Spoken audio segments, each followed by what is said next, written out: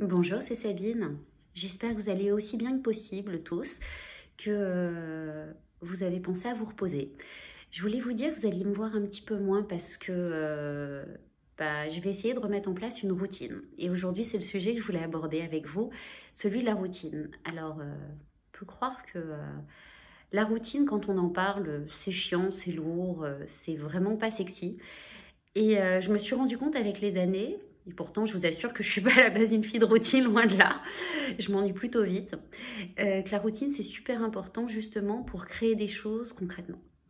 Et encore plus quand on est dans un monde chaotique, je vous invite à remettre en place une routine soft. On va pas se mettre trop de pression, mais une petite routine pour avoir des bases. Et en fait, la routine vous permet d'éviter de perdre beaucoup d'énergie à réfléchir si vous allez le faire ou pas le faire.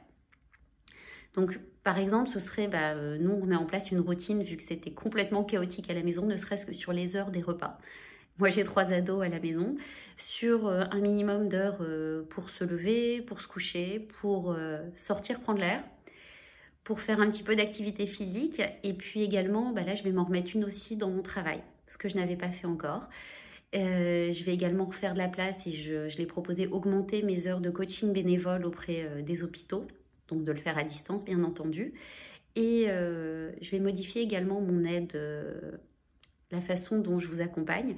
Je vais proposer des coachings individualisés à tarif très très réduit. Parce que je sais que c'est bien joli de m'écouter, mais vous avez plein de choses à me dire vous aussi et je voudrais vous aider de façon beaucoup plus concrète. Donc je vous invite à réfléchir cette fin de semaine. D'abord prendre encore le temps de récupérer, ce que je vais faire moi aussi, parce que je ne l'ai pas vraiment pris. Et puis de dire qu'est-ce que vous avez envie de mettre en place pour justement ne pas avoir à y penser. Et je vous accompagnerai encore de temps en temps, mais un petit peu moins souvent, voir comment vous pouvez préparer la suite.